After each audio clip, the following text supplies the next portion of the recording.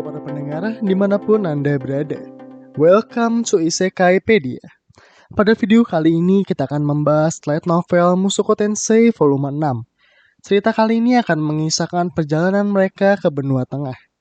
Dan tanpa diduga-duga, Rudeus bertemu dengan dua orang keluarganya. Siapakah mereka dan silahkan temukan jawabannya pada cerita kali ini. Ya, tanpa berlama-lama lagi, mari kita mulai. Tim Dead End telah sampai di kota pelabuhan Westport, tempat mereka akan menyeberang ke benua tengah. Jalur yang akan mereka lewati merupakan jalur perdagangan, sehingga banyak pedagang-pedagang di kota tersebut. Di stasiun pemeriksaan, Rudeus menemui Onesan resepsionis yang berupaya besar, dan ia menyuruh Rudeus menunggu antrian. Setelah beberapa saat, nomor antrian Rudeus dipanggil dari meja counter. Rudeus segera pergi dan memberitahukan maksud perjalanannya sambil tidak lupa juga memberikan surat yang diberi oleh teman Richard sebelumnya. Melihat nama dari surat itu, Onesan itu tampak bingung dan pergi menuju sebuah ruangan. Terdengar ada suara seseorang yang marah dari dalam. Para penjaga juga tiba-tiba saling berbisik satu sama lain sambil menatap Richard. Resepsionis itu akhirnya kembali dan mengajak mereka menemui Duke Bakiel, ketua kantor pelabuhan benua Milis. Babi yang terlihat seperti babi. Gumam Rudeus dalam hati saat melihatnya. Daerah di sekitarnya ditutupi lemak. Dengan muka kesal yang jelek, ia duduk di kursi mewah sambil mencurigai tim Dead End. Aku tidak menyangka ras iblis najis seperti kalian membawa surat ini. Surat ini memiliki nama segel yang terlihat cukup mirip, namun aku tidak akan tertipu. Ini palsu, kata Duke Bakiel sambil membuang surat itu. Refleks Rudeus melangkapnya, dan suratnya berisi, meskipun orang ini merupakan Supart, aku berutang banyak padanya. Meskipun hanya merupakan kata-kata semata, namun mereka memiliki semangat yang mengagumkan. Kamu harus membebaskan biaya perjalanan mereka, dan dengan sopan mengirim mereka ke benua tengah. Galgard Nas Fenix, Grandmaster, order instruksi. Setelah membacanya, Rudeus pun teringat sesuatu. Grandmaster merupakan salah satu dari 3 orde ksatria milis, dan kemungkinan besar ia merupakan seorang bangsawan. Richard mulai cemberut mendengar pria babi itu terus mengoceh tentang temannya. Rudeus mencoba untuk berbicara dengan pria itu dengan menggunakan nama bangsawan Gairat untuk mempermudahnya. Bahkan ia juga menggunakan nama Eris untuk sedikit mengancamnya. Namun ia malah menawarkan ksatria miliknya untuk mengawal Rudeus dan Eris sampai ke benua tengah, daripada mengizinkan Richard menyeberang. Di tengah kebimbangan Rudeus, tiba-tiba terdengar suara pintu yang diketuk. Sebelum Duke Bakiel mengizinkan, pintu itu telah dibuka oleh seorang wanita dengan rambut pirang yang menggunakan armor biru. Kasama? Secara spontan, Rudeus mengatakan itu. Ketika melihatnya, namun wanita itu menjawab dengan nada agak marah. Aku lajang. Aku tidak mempunyai anak sebesar kamu. Rudeus tertegun dan menyadari ada beberapa perbedaan di antara dirinya dengan ibunya. Maafkan aku. Kau menyerupai ibuku yang hilang, ucap Rudeus. Wanita itu menatapnya dengan iba. Bakiel tiba-tiba memotong pembicaraan dengan nada kesal karena kedatangan wanita itu yang tiba-tiba. Mereka berdua kemudian berdebat tentang permasalahan kantor itu.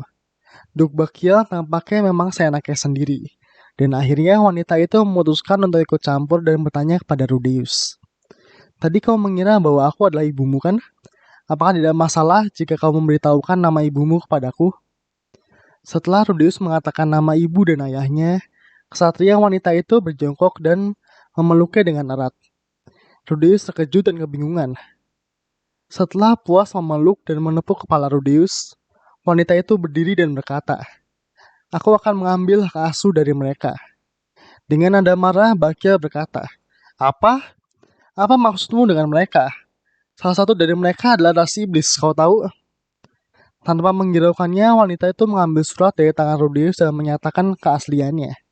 Kemudian ia menepuk pundak Rudeus dan berkata, "Anak ini adalah keponakanku."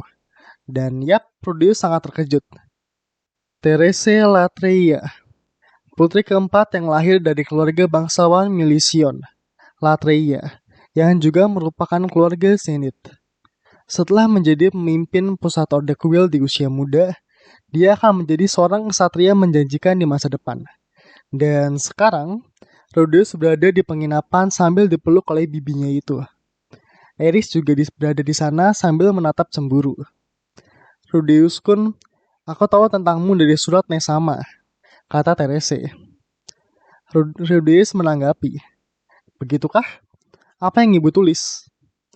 Therese kembali menjawab, bahwa kau sangat lucu, dan meskipun aku tidak pernah membayangkan akan melihatmu secara langsung, ternyata kamu memang sangat lucu.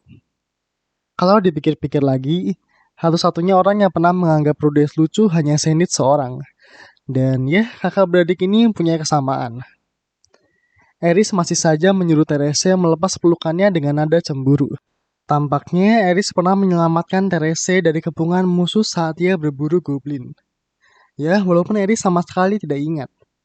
Sementara Therese terus memeluknya, ia juga menceritakan tentang teman Ruijerd, yaitu Guce atau yang memiliki nama asli Galgard Nasvenik. Di masa lalu ia mendapat misi ekspedisi ke benua iblis dan berhasil selamat. Dengan kepemimpinannya yaitu ia membuat orde instruksi sebagai yang terkuat. Namun karena sifatnya yang pendiam dan membenci menulis, banyak orang meragukan dokumen yang terdapat tulisan tangannya. Setelah mendengar cerita itu dan melihat Eris hampir meledak karena cemburu, Rudeus buru-buru turun dari pelukan Therese. Bibinya itu terlihat kesal dan memukul-mukul bantal. Pada akhirnya, Therese memberi pesan untuk tidak terlalu sering menyebutkan nama Rasupart. Karena pada ajaran milis kuno, ada yang menyebutkan bahwa ras iblis harus benar-benar dimusnahkan. Akhirnya perjalanan mereka berlanjut. Semua yang mereka butuhkan sudah disiapkan dan oleh Therese selengkap mungkin. Dan tentu saja Ruijerd diizinkan ikut bersama mereka. Benua Tengah, we're coming. Tak terasa sudah 2 tahun berlalu. Akhirnya mereka bisa menampakkan diri di benua tengah setelah terjadinya bencana teleportasi. Mereka sekarang sedang berada di titik paling timur kerajaan Raja Naga, kota pelabuhan Eastport. Sebelum meneruskan perjalanan, mereka menetapkan rute yang akan mereka lewati menuju kerajaan Asura. Ada 3 rute. Rute pertama adalah rute yang paling aman, dengan mengikuti jalur melingkar di sekitar sisi timur gugusan pegunungan Raja Naga.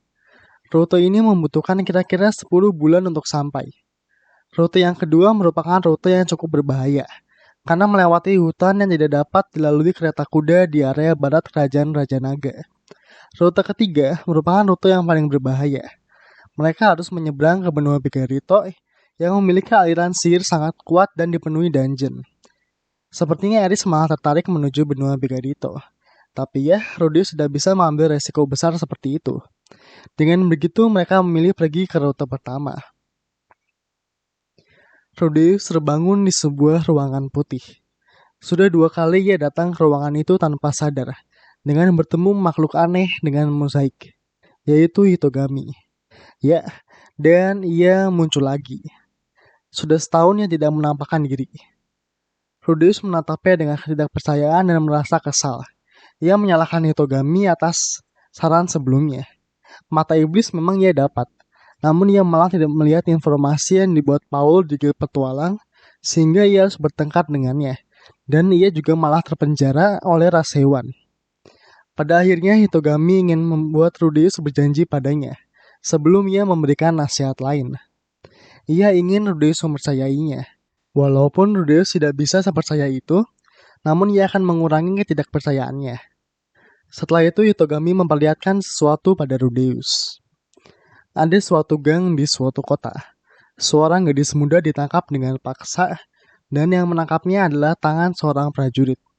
Ada 2 prajurit. Tangan satunya mengambil secari kertas yang dibawa oleh gadis muda itu dan merobeknya menjadi beberapa bagian. Setelah gadis itu melihatnya, dia meneriakkan sesuatu. Setelah melihat penglihatan itu, Rudeus tampak kebingungan, dan Hitogami berusaha menjelaskan. Rudeus, dengarkan baik-baik. Nama gadis muda itu adalah Aisyah Greirat, adikmu. Saat ini dia ditahan di kerajaan Siron. Setelah melihat pemandangan itu, kemungkinan besar kamu akan menemukannya dan menyelamatkannya. Namun kamu sama sekali tidak bisa menggunakan namamu sendiri. Gunakan nama owner Dead End. Setelah memperkenalkan diri dan mendengarkan keadaannya, setelah itu kirimkan surat kepada kenalan yang berada di istana kerajaan Siron. Jika kamu melakukan itu, kamu akan dapat menyelamatkan Aisyah dan Lilia dari istana kerajaan, kata Hitogami. Sebelum Rudeus berhasil mencernanya dengan baik, Hitogami sudah menggila dengan gema suaranya yang masih terasa. Yang dapat dia simpulkan adalah adiknya, Aisyah Greirat dan Lilia berada di kerajaan Siron. Keesokan harinya, Rudeus mengatakan pada Eris dan Ruijerd bahwa ia akan berhenti sebentar di kerajaan Siron. Anehnya, Eris dan Ruijerd hanya mengangguk tanpa bertanya sedikit pun padanya. Siron adalah tempat itu kan? Tempat di mana Shishio Rudeus berada? Tanya Eris. Setelah mendengar kata-katanya, ia baru teringat pada Roxy yang kemungkinan masih berada di sana. Akhirnya ia paham mengapa Eris sedang menanyakan apapun tadi. Beberapa hari kemudian mereka melanjutkan perjalanan. Rute pertama adalah melewati ibu kota kerajaan Raja Naga, Faerûn. Kerajaan Raja Naga adalah negara terbesar ketiga di dunia ini. Di kota ini ada beberapa pandai besi dan ahli pedang. Setelah mengintip pada beberapa dojo, ada sejumlah besar anak-anak yang sedang menimba ilmu. Mereka terus mengumpulkan informasi selama berada di kota itu. Namun sepertinya mereka tidak banyak mendapat informasi. Setelah sekian lama, akhirnya Rudeus menemukan beras. Namun warnanya sedikit kuning, dan makanan itu biasa dimakan di sana. Setelah ia membeli sejumlah beras, Rudeus mencoba memasaknya. Ia juga menyiapkan telur dan garam. Eris yang penasaran mulai mengamati Rudeus. Setelah nasinya matang, Rudeus dan Eris mencicipinya. Walaupun baunya harum, namun ternyata rasanya tidak seenak baunya. Nasinya kering dan sangat kasar, namun tidak terlalu buruk sebenarnya. Ambil telur yang sudah ia sihir dengan sihir detoksifikasi. Kemudian menuangkannya ke dalam nasi dengan sedikit taburan garam. Dan yap, jadilah tamago kakek Gohan. Walaupun awalnya Eris tampak terkejut melihatnya, namun ia berusaha menikmati hidangannya itu. Mereka pun beranjak dari kerajaan Raja Naga melewati dua kerajaan lain, yaitu kerajaan Sanakia dan Kika. Keduanya adalah negara bawahan kerajaan Raja Naga. Setelah 4 bulan perjalanan, mereka sampai di kerajaan Siron. Kerajaan Siron adalah sebuah negara kecil, tapi merupakan negara tua yang memiliki sejarah panjang selama 200 tahun. Tidak jauh berbeda dengan kerajaan lainnya, kerajaan ini juga dikelilingi oleh tembok besar. Ada banyak dungeon di lingkungan negara ini, tapi ada sejumlah petualang yang memiliki sopan santun. Seperti biasa, setelah mereka menitipkan kuda, mereka mencari penginapan untuk beristirahat. Pada saat rapat strategi, Rudeus merenung cukup lama. Ia tidak tahu cara memberitahu Eris dan Ruijerd tentang adiknya yang berada di situ juga. Dan bahkan sepenglihatannya, ia akan bertemu Aisyah dan berhadapan dengan prajurit kerajaan. Sebenarnya aku ingin menyembunyikan nama asli kita saat berada di kota ini, ucap Rudeus. Aku mendapat sebuah informasi dari sumber tertentu, sepertinya keluargaku ditahan pada suatu tempat di negara ini, entah di mana. Lanjut Rudeus. Untungnya mereka berdua tidak menanyakan asal informasi yang Rudeus dapatkan. Dan terlebih lagi, Eris paham bahwa nama Greirat akan diwaspadai dan menjadi pusat perhatian. Setelah mereka sepakat, Rudeus mencoba mengirim surat pada Roxy di istana, sambil mencari informasi lebih lanjut. Keesokan harinya, ia menceritakan banyak hal di suratnya dan meminta bantuan di akhir surat. Ia juga menggunakan pola dari Liontin Roxy untuk mengecap suratnya. Setelah ia mengirimkannya di Guild Petualang, ia menyadari bahwa ia telah diikuti. Kemungkinan besar bukan Eris dan Ruijerd. Saat ia berbelok di tikungan tajam, ia melihat sosok bayangannya. Ia adalah anak kecil yang mungkin hanya ingin bermain dengannya. Namun Rudeus mencoba memisahkan dirinya dengan membuat tembok setinggi 3 meter. Tampaknya anak itu terkejut dan berusaha memukul dinding itu. Saat Rudeus berusaha keluar dari gang itu, ia merasakan perasaan yang aneh. Dengan cepat ia kembali ke gang tadi dan mendengar jeritan seorang gadis muda. Tidak, hentikan. Kembalikan itu, jeritnya. Segera saja Rudeus memecahkan dinding batu yang ia buat dan melihat pemandangan yang sama persis seperti yang ditunjukkan Hitogami. Gadis muda itu punya raut wajah seperti Lilia, dan model rambutnya adalah kuncir kuda dengan nuansa warna kecoklatan seperti Paul. Dia pun menggunakan pakaian maid kecil. Dari raut wajahnya tergambarkan bahwa dia adalah seorang gadis yang ceria dan bersemangat. Namun itu semua dirusak oleh rembesan air mata dan ingus yang mengalir di parasnya. Kedua prajurit itu menatap Rudeus dengan tercengang dan meminta Rudeus memperkenalkan dirinya. Namaku adalah Kesatria, Kesatria Bayangan Bulan, kata Rudeus. Apa maksudmu dengan kesatria? Tidak peduli dilihat dari manapun, kau lebih mirip seorang penyihir. Balas prajurit itu yang membuat Rudeus terlihat cupu. Dengarkan ini ya, kamu tidak keberatan jika kau menampakkan diri seperti seorang pahlawan membela kebenaran. Tapi meskipun kami terlihat sedang melakukan kejahatan, nyatanya kami adalah para prajurit kerajaan. Gadis ini menghilang dari tempatnya. Itulah sebabnya kami sekarang berusaha mengajaknya pulang. Lanjut para prajurit itu. Mereka tampak bukan seperti orang jahat. Namun Aisyah sedang menangis terseduh-seduh dengan satu tangan yang ditangkap. Saat Rudeus mengalihkan perhatian, Aisyah berhasil membebaskan diri dan bersembunyi di balik tubuh Rudeus, sambil mengadu dengan suara sesegukan. Rudeus kemudian melamparkan peluru batu ke arah mereka dengan mantra tanpa suara. Melihat itu, sontak saja kesatria itu menyadari bahwa Rudeus merupakan murid Toksi dan memanggil bantuan. Dengan cepat, Rudeus meminta Aisyah berpegangan erat pada tubuhnya, dan dia mulai melepaskan sihir tombak bumi yang membuatnya terbang ke udara dengan teriakan Aisyah yang nyaring. Ya, walaupun cara kabur yang cukup keren, namun Rudeus malah mematahkan kakinya sendiri saat mendarat. Setelah mendarat, Aisyah menangis sebentar. Ya wajar sih, mana ada orang yang dilontarkan ke udara dengan seseorang yang tidak dikenal lalu tidak menangis. Semoga saja Aisyah tidak menangis akibat suara patahan tulang Rudeus tadi. Dengan cepat ia merapakkan sihir penyembuhan dan bergegas mengajak Aisyah ke penginapannya. Aisyah kemudian membersihkan tubuhnya dan mengganti pakaian yang basah dengan baju Rudeus. Tidak lama setelah itu Aisyah kembali sangat bersemangat. Aku biasa dipanggil Aisyah Greirat. Terima kasih banyak.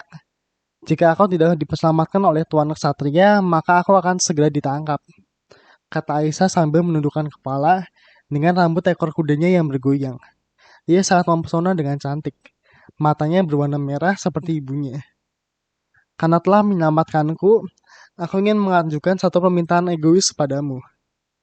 Oh, Rudeus tertegun. Kosakata anak itu sangatlah bagus. Lalu Aisyah meminta perlengkapan menulis surat, dan nantinya ia minta diantar ke guild petualang. Ia selalu mencoba menghubungi ayahnya namun dilarang oleh kesatria kerajaan. Apa tidak ada seorang lain yang bisa diandalkan selain ayahmu? Misalnya, oh iya, seorang kakak perempuan berambut biru atau misalnya kakak laki-laki yang mungkin berada di suatu tempat? Tanya Rudeus iseng. Namun wajah Aisyah berubah. Ia tampak tidak senang. Lalu Aisyah berkata bahwa ia punya kakak laki-laki namun ia tidak bisa diandalkan. Lalu Rudeus terkejut. Padahal ialah yang sudah menyelamatkannya barusan. Aisyah lanjut berkata, semua cerita mengenai kakakku sangat sungguh sulit dipercaya. Misalnya, dia sudah bisa menggunakan sihir tingkat menengah pada usia 3 tahun, atau menjadi penyihir kelas lain di usia 5 tahun. Dan terlebih lagi dia menjadi guru privat seorang putri lord di usia 7 tahun. Tidak mungkin. Tapi semua itu luar biasa. Sudah pasti itu bohong. Dan yap, fakta menariknya adalah Aisyah diam-diam melihat kotak hadiah untuk Rudeus yang ternyata berisi celana dalam Roxy. Aisyah yang pintar kemudian mengetahui semua sifat buruk Rudeus. Dari mengintip orang tuanya bercinta, mengintip Roxy mandi, dan kesimpulannya, kakak laki-lakinya adalah orang mesum. Kata-kata itu menggema di telinga Rudeus. Dan ternyata itu sebabnya Hitogami melarangnya menggunakan nama aslinya. Ya, Rudeus sudah bisa berbuat apa-apa lagi, selain mengalihkan pembicaraan. Dengan masih menyamar, Rudeus berkata pada Aisyah bahwa ia akan menyelamatkan ibunya. Aisyah menatap dengan ekspresi takjub. Dan begitulah pertemuan pertama Rudeus dengan adik kecilnya, Aisyah Greirat. Nah, begitulah cerita pada part kali ini. Apakah Rudeus berhasil menyelamatkan Lilia dan bagaimanakah cara Rudeus membersihkan kesan memalukannya di pikiran Aisyah? Jawabannya akan dibahas minggu depan. Jangan lupa untuk subscribe, like, and comment channel Isekaipedia. Karena kelanjutan cerita Mushoku Tensei akan dibahas setiap hari Sabtu pukul setengah 8 malam. Jangan lupa share agar kami semakin bersemangat berkat dukungan kalian. Sampai jumpa minggu depan, Isekaipedia shining off.